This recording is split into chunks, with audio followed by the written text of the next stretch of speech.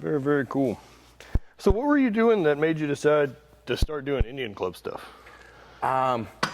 You know, it was quite some years ago that I was just looking at different conditioning methods. Mm-hmm. So I started looking at mace swing, and I did it, and it just beat the shit out of my wrists and my elbows, and I'm like, holy shit, there's no way something's going on here. I can actually do this, and I wasn't getting really much of a benefit from it.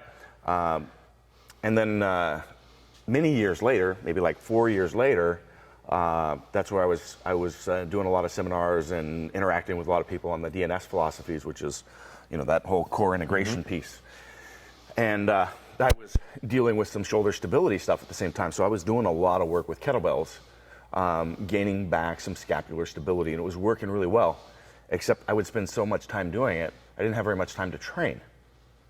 And I'm like, okay, how about I work, let me retool the swing, let me go back, and let me take the same philosophies, approaches I'm using there, and refine my swing pattern using that, and not worry about adding a ton of weight, but really focus on improving the quality of the swing. Right. And so I started doing that, and within a month, my shoulder pain, I'd had shoulder pain like every day for like eight years. Weird. Like fall asleep at night. Geared powerlifting? Yeah. Led to shoulder pain?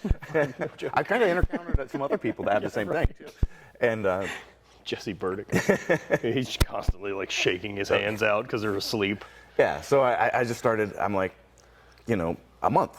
It just went away, like the first time. And I haven't had shoulder, pain since then. And I'm like, well, let's try another guy at the gym. Another, guy who was working on, we actually had a challenge to see who's to bench 515 first at the time. And he had shoulder pain all the time too. A month into it, shoulder pain gone. And I'm like, okay, we're on to something. Something's going on here. With how we're doing this, okay? And I'm using the tool, and you know me, I'm a perfectionist. I'm like, we've got to come up with something better. So I made a loadable one. And then eventually, I had a guy that came and trained at the facility and then would leave, and he's like, hey, my facility doesn't have the 1-inch plates. I want 2-inch, can you make one? And I'm like, yes.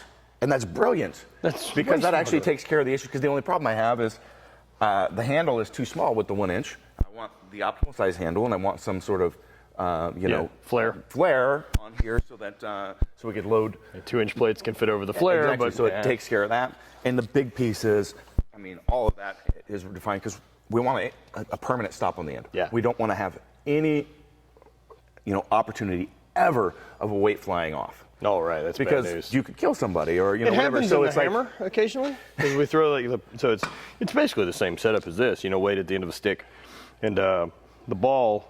Most of the time we throw just the lead ball or a steel ball on the end of a PVC pipe at the Schedule 40 where it's got a bell end. Okay. And so the inside's a little machined out of those so that thunk sits on there, and then enough throws in. Occasionally happen, you come around 1 and 2 and then get into your really big speed one and go to pull back, it'll shear that bell end off of that PVC pipe, and you go that way and fall into the ground at a real high rate of speed. Well, and they had a fence around those areas while you were doing that. Yeah, we had two guys dump. Two guys dumped into the fence yesterday. So I don't want to ever have that. No, it's bad. Because people are really bad. They're not doing it in a fenced area, right? They're doing it at a gym or outside of their house or something like that. And you don't have to get hit by a lot of weight for it to really hurt. Exactly. No, the little 2.5-pound flying with some speed just mess you up. Yeah. So anyway, that's how the design came together. I also, in the process, ended up making these substantially longer than the maces that are sold on the market, because with the loadability, it takes away one of the issues.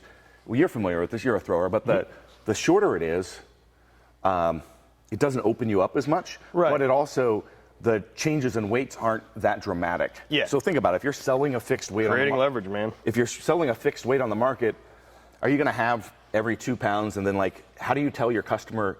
Because your customers are going to be such a variety of builds and strengths and sizes. This weight's good for everyone. You're not going to stick to that. Exactly. So if you run a shorter one, you've got this big broad spectrum of buy a 10 or buy a 15, and you cover everyone. Versus with this, you've got a whole lot of differences between lifters, and as you progress, there are micro progressions. And so all of a sudden now you got to say, oh, well, you're going to need 5 or 6 of these maces at $100 a piece. Yeah. Oh, well, that doesn't really work out. People don't want to do that. So they come up, they sell a shorter version versus this. This Yep. increases the leverages. It causes more eccentric opening, pulling you apart, and then requires more stability on the engagement piece as you're drawing it back in. So it works a lot better. I've had a number of people that swing mesas that use these, and they're like, man, this thing works way better. And look, I mean, the brilliant idea is, I want something that, I mean, for me, ideally as a thrower and athlete, is this isn't a max effort exercise. Exactly. So I want to do whatever's going to give me the most benefit, the less risk, less weight. And if I can do that with 2 pounds instead of 30, that's a safer exercise for me. I'll save my max attempts and high risk shit for when it counts, Yep. not in my warm up and stretching. Yeah, this is about quality of movement. Yeah.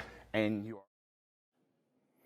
If you enjoy the content and want to support the production of further content and also look like a badass, I suggest you go to kabukiwarrior.com and check out these nice whiskey and deadlift t-shirts.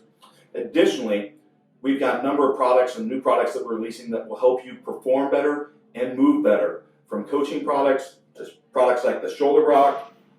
So please check out kabukiwarrior.com.